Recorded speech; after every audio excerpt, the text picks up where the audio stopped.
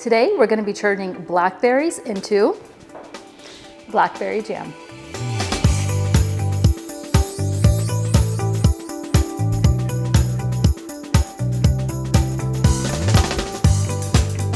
Welcome to our Forjars kitchen, and today we are going to be making blackberry jam. It's delicious, tangy, and of course blackberries are in season, so now's the perfect time to make it. So the ingredients that you will need for blackberry jam are, of course, washed blackberries, 2 cups of sugar, 2 tablespoons of lemon juice, and 1 teaspoon of lemon zest, and of course all of your accessories: jars, lids, bands, and canning tools. So the first thing that we want to do is mash our blackberries.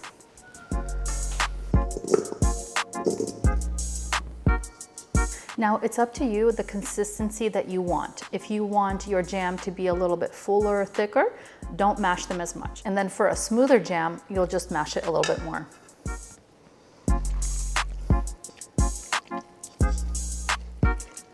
So now we're going to go ahead and transfer this to a heavy bottom pot. All of our mashed blackberries, sugar, and lemon juice and lemon zest. So we have our blackberries.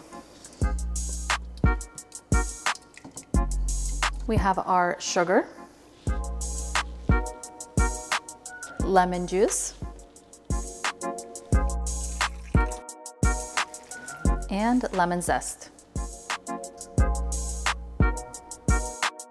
Now you want to continuously stir your jam and bring it to a boil and make sure that all of the sugar is dissolved. Once it has come to a boil, you're going to go ahead and turn your heat down to medium and let it simmer for 20 to 30 minutes. And as we're waiting for this to come to a boil, we can go ahead and start sanitizing our jars.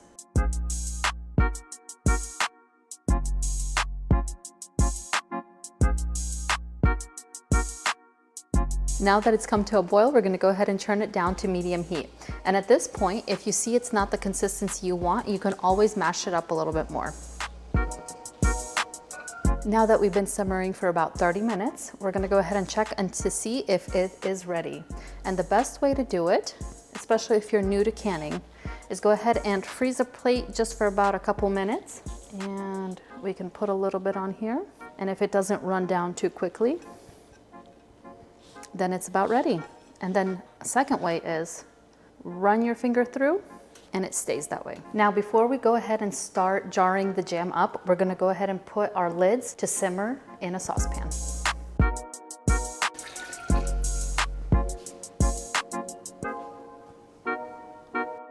So we're going to go ahead and start jarring up, and it's very important to have a funnel just to make sure that you don't get anything on the rim of the glass.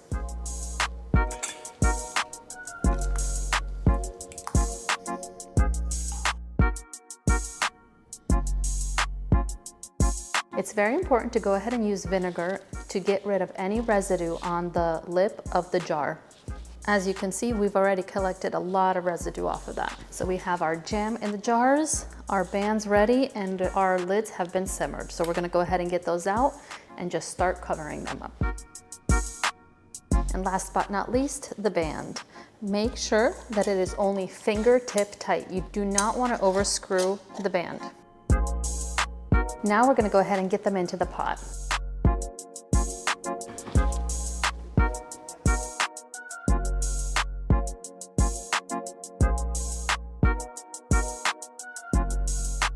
Now that we have all of our jars in there, we're going to go ahead and close the lid and set a timer for 10 minutes to let them process.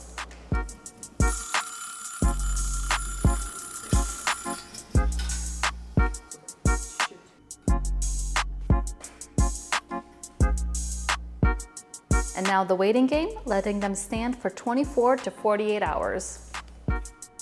To help me with the taste testing today, I have someone with me. All right, let's go ahead and open the jar. What do you think? Looks good?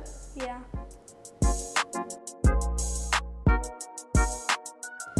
All right, ready? Let's do cheers.